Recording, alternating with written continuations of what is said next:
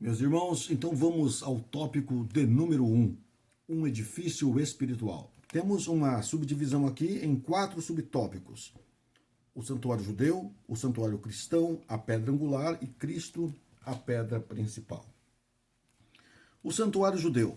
O santuário judeu, ele logo após o tabernáculo, quando o povo caminhou no deserto, foi então edificado um templo chamado Templo de Salomão.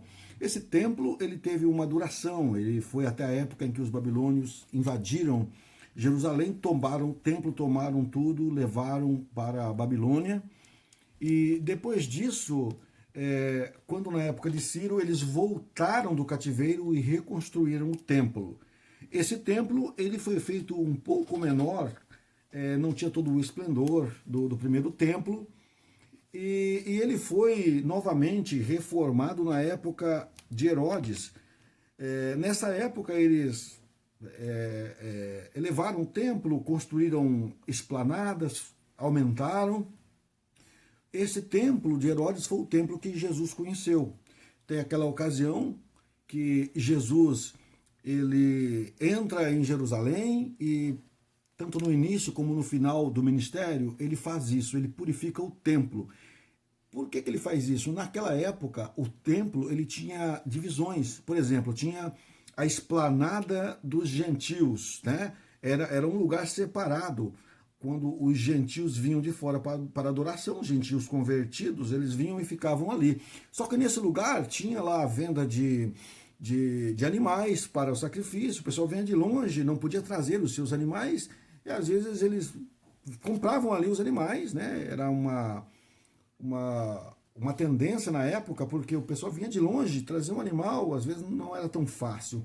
E nisso tinha toda a contaminação, porque o povo, eles cobravam um ágio, no caso, né? Tanto das ofertas em dinheiro, como também na venda dos animais, e até mesmo aqueles que traziam os animaizinhos, eles tinham que às vezes trocar, porque não era aceito pelo sacerdote, né? Passava por um crivo. Mas falando então desse santuário judeu, ele gerava uma inimizade. Por quê? Porque o povo não podia chegar, né?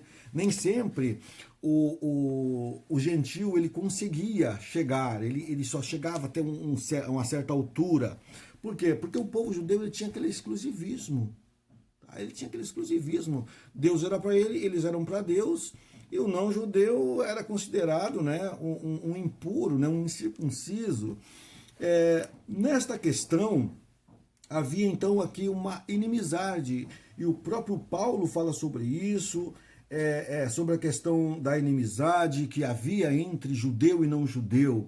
Mas Jesus, na sua morte e seu sangue vertido na cruz, ele veio para trazer o quê? Para trazer a reconciliação e fazer do povo judeu e não judeu um só povo, isto é, a igreja de nosso Senhor e Salvador Jesus Cristo. Então, depois disso, dessa reconciliação, houve então a questão do santuário cristão. Santuário cristão nada mais é do que não mais habitar em templos de pedra, mas o próprio Espírito Santo habitar em nós. O próprio Estevão, o primeiro mártir, o primeiro diácono na questão ali do Novo Testamento, na questão dos primórdios, os primórdios da igreja, eles começam a defender isso, e Estevão acaba sendo então o primeiro mártir, e na defesa dele ele cita que Deus não habita em templo de pedra, né? Deus habita, aqui está em Atos capítulo 7, versículo 48, mas o Altíssimo não habita em templos feitos por mãos de homens, como diz o profeta, ele cita toda a escritura, um jovem estudioso na época. Também o apóstolo Paulo, ele fala a mesma coisa, no capítulo 17, versículo 24, que o Deus que fez o mundo e tudo que nele há, sendo o Senhor do céu e da terra, não habita em templos feitos por mãos de homens. Paulo estava falando no Areópago, em Atenas, e se defendendo das acusações, e também pregando às pessoas que Jesus era aquele que podia salvá-los, né? Aquela palavra da verdade.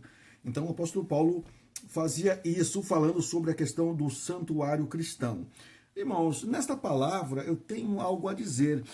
sobre o nosso santuário cristão, porque a chama do Espírito Santo em nós, assim como o fogo, ele pode se apagar, porque a tendência do fogo é se apagar. Se não houver ali uma alimentação do fogo, por exemplo, ontem, muito frio, aqui estava 3 graus em Canoas, eu coloquei uma lenha no fogão ali, e se eu não colocasse mais lenha, aquele fogo se apagava, sabe? Então, assim, esse nosso santuário cristão, a presença do Espírito Santo em nós temos que alimentar isso sempre. Então, vale a pena nós lembrarmos disso nessa lição, como está o nosso santuário, porque a tendência do fogo é apagar. Se nós não nos alimentarmos espiritualmente, este santuário cristão, ele pode ir se apagando e às vezes fica só ali as cinzas. E nós não podemos permanecer desta forma, porque o Senhor Jesus nos chamou para sermos seus discípulos, para sermos aqueles que viriam para propagar a sua palavra, e precisamos estar acesos quanto a isso. Lá no tabernáculo, tinha a questão da menorá. Menorá seria em hebraico o candelabro, que tinha as 7 lâmpadas. Aquelas 7 lâmpadas deveriam ficar acesas. O azeite deveria ser o mais puro e o pavio deveria ser cuidado, né? Então, aqui neste tópico, a palavra para que nós possamos tomar cuidado com o nosso santuário, né? Com o santuário de Deus em nós, e que nós possamos sempre estar colocando o óleo santo, o óleo ungido aqui dentro, né? A palavra boa, porque às vezes, irmãos, temos visto tantas pessoas colocando um azeite contaminado, e às vezes acham que o fogo que está saindo é fogo divino, e às vezes, em vez de clarificar ou clarear o caminho para o próximo, às vezes estão atrapalhando. Então vamos tomar cuidado com isso, para que o nosso santuário possa estar sempre vivo e aceso diante de Deus e diante dos homens.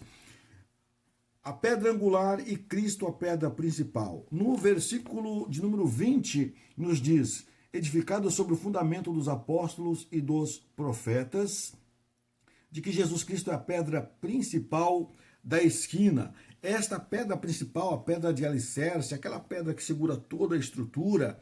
Então, Jesus é esta pedra. Ela era usada para firmar e unir toda a estrutura e manter as paredes alinhadas. Olha só que beleza. Então, Jesus é esta pedra. E ainda fala sobre a questão da pedra principal no versículo de número 24. Todo aquele, pois, que escuta as minhas palavras, olha que interessante, as minhas palavras, as palavras de Jesus, e as pratica, assemelhá-lo-ei ao homem prudente. Isto é, homem prudente é o homem que tem discernimento. Então, o que é a pedra principal? A pedra principal é a palavra do Senhor. Então, Jesus é a pedra principal, e através desta palavra ele alinha a sua igreja. E ele diz aqui que ele irá assemelhar, né, assemelhá-lo-ei ao homem prudente. Isto é, quem ouve as palavras do Senhor e pratica, o Senhor assemelha-o ao homem prudente, ao homem que tem discernimento e que construiu a sua casa sobre a rocha. Então, irmãos, tudo que venhamos a fazer, que estejamos alinhados com a palavra do Senhor, para que possamos ser chamados de prudentes, com discernimento diante do Senhor nosso Deus. Já já o segundo tópico.